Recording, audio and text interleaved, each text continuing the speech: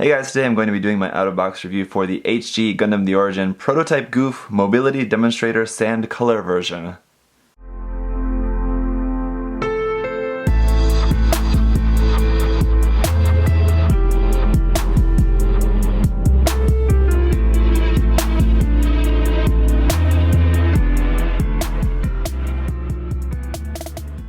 Just for the sake of ease, let's just refer to this as the brown Gouf for the rest of this review, or the brown prototype Gouf, I guess. Let's just keep it simple with the name, because that real name is just way too long. Anyway, this was a P-Bandai exclusive kit that came out around the end of 2015, end of 2015. I just wanted to share this with you guys. I picked this up because I thought this was pretty cool. I like this design better, and I like the gun that it has, although now it looks like with the new Origins kit that we're getting in the MSD version of the Gundam local type, I think it's going to have the exact same rifle, so it's kind of a little bit disappointing that I probably could have just basically kit bashed something like this, given it this rifle, but anyway, we got the kit here, we're going to take a look at it, so let's check it out. Most of the Gouf here, as you can see, just the mobile suit itself, really the only thing that's going to be changed is going to be pretty much just the forearms, and I think that's pretty much going to be it. So everything is going to be exactly the same, except obviously molded in different colors. Here we have just the dark brown, and the main color is that kind of sandy tan color, and then the kind of light creamish color there for the upper arms and upper legs. So I like the color scheme of this, definitely. So that's definitely a pro for me. The other thing, aside from the arms that's different, is just, as I said, going to be the weapons. It is kind of disappointing. I kind of wish that this kit did come with the regular Prototype Gouf arms as well, so you did have that option.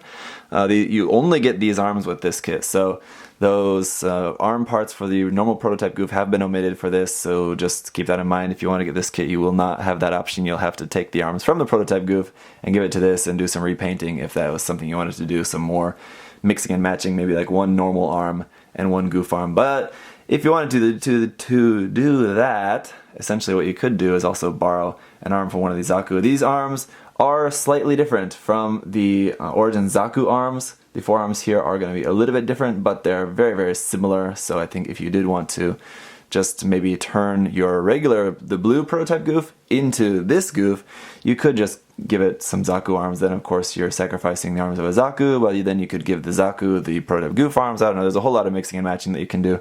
I do plan on doing a video sometime in the future, as soon as I can get a chance, about compatibility between these kits. I want to do like a video about compatibility between Origins kits, compatibility between Build Fighters kits, and compatibility between like Iron Blood Orphans kits. Anyway, it's something that I've been meaning to do, but just need some time to do that. Obviously, it's going to be quite time-consuming video to make, but it is something that I do intend on making. So let's take a little bit of a look at the articulation, although the articulation is going to be exactly the same as with the regular Prototype Gouf, so really nothing too much I need to talk about there.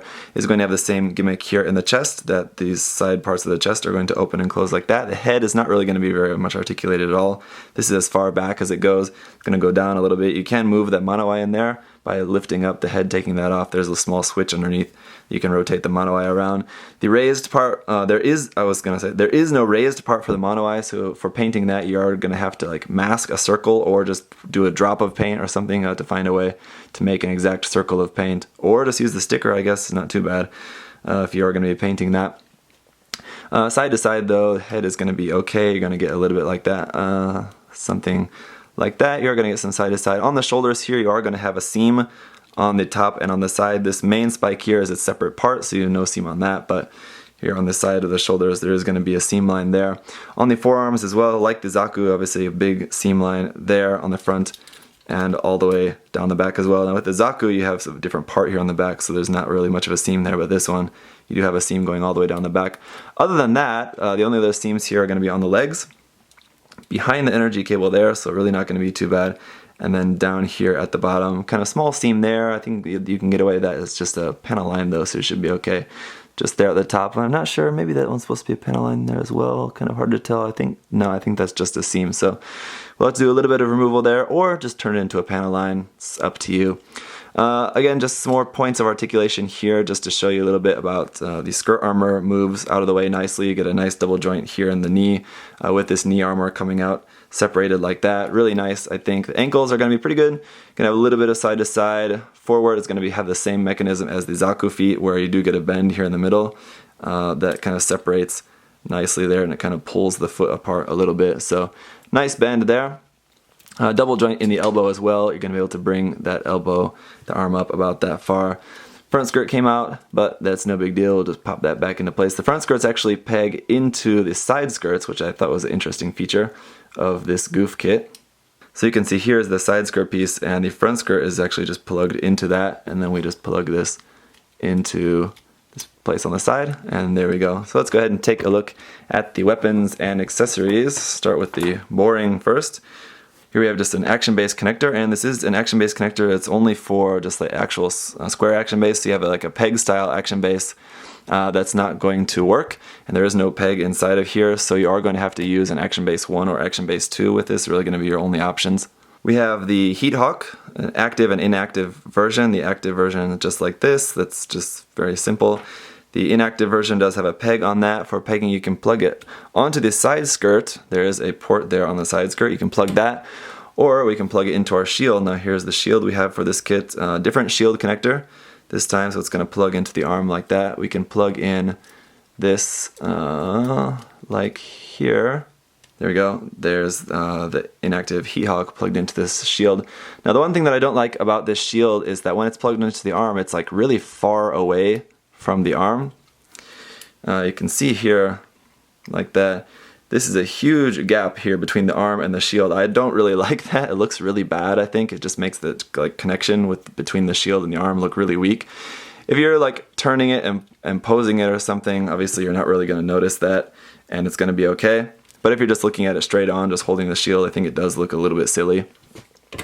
So that is that, and then we do have one more open hand here. As you saw there on the kit, it's just having the two holding hands there, just basic, and then we do have one open hand as well. It's kind of the rifle support hand, but it can just be a regular open hand for the left hand only. And then we do also have a trigger finger hand, and I've just got that trigger finger hand already attached here onto the rifle. This part does move back like that if you wanted to set that back. And again, I believe this is exactly the same as the rifle that we're getting with the new local type Gundam kit that's about to be coming out. That should be out soon, and I'll be able to take a look at that and compare it to be sure, but I believe it's exactly the same from what I've seen of the pictures anyway.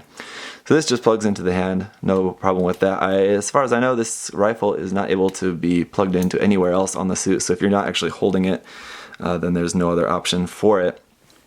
The thing about it is that the wrist on this trigger finger hand is a bent wrist, which is great for a long rifle, but for a short rifle like this, that means you can't really hold it straight. You have to bend it in order to even get it close to being straight, and even then, it's just a little bit still at an outward angle, so if you want to be pointing that rifle straight, you are going to have a little bit of trouble. Again, when it's posed and you're like doing something, I think like no one's really going to notice that. It's not really going to be all that noticeable. But I do wish that they would have just changed the mold just a little bit to make that a straight connection there in the wrist instead of that bent one. The bent one, like again, is great for the Zaku, but it's not really necessary in this case. So that is that for this kit. Now let me do a little comparison for you guys. So here's a look at the two Prototype Goufs together. And I gotta say, if you wanted to get both, they don't look too bad as a set, with the two of them. Of course, this is just having them snapped out of the box, doing some painting on them. Of course, again, like I said, this being a P-Bandai kit is going to be a little bit more expensive to get, but I think any fan of the Gouf could agree that this is looking like a pretty cool set here with the two of them together. Definitely going to be, I think, really nice. And one thing that I like about the Prototype Gouf is all of the details. All of the Origins kits have been really nicely detailed, and it looks really mean, I think, compared to just the regular Gouf. So I think that's also a really cool point about that. And just because I know someone is going to ask about it, here is a look at the Gouf compared to the new HGC Revive Gouf as well, just so you can see that comparison. And as you can see, the Revive Gouf is going to be also quite similar. Obviously going to be some big differences there in the legs.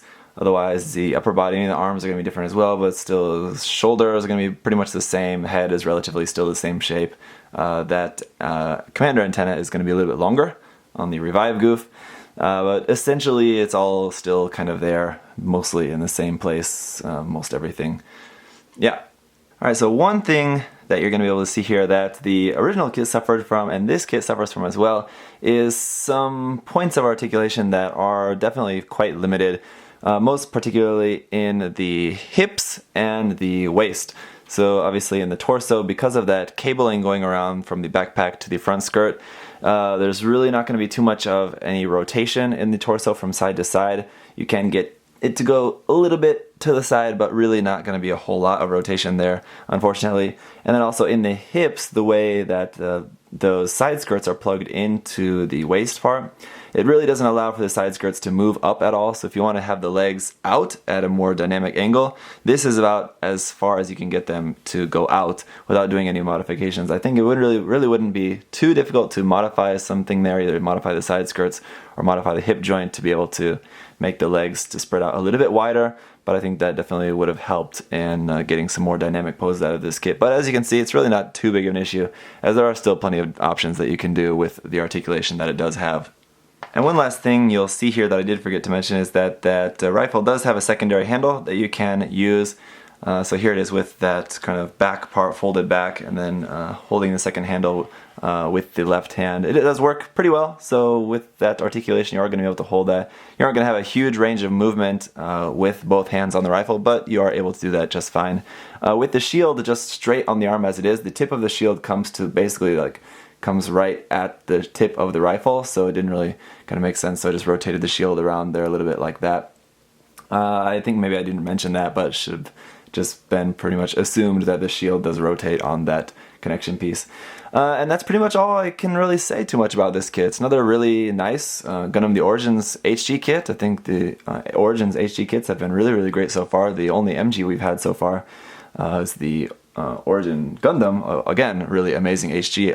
MG, I think one of the best MGs ever, but could just be personal opinion, I suppose. But I think that so far the Origin has been a great source of some really nice model kits. Now, of course, if you do want this one, it is going to cost you a little bit more, but you know, that's up to you. I think, as I mentioned before, there are options for just kind of kit bashing and painting, and you could achieve the same effect. But you know, you'd have to weigh out the different price options for that if you really wanted to do it, figure out which one would be the best kind of way to do it. So that's pretty much going to be it for the Prototype Gouf Mobility Demonstrator Sand Color version. Thank you guys for watching. If you do have any other questions or comments about this, leave those down below.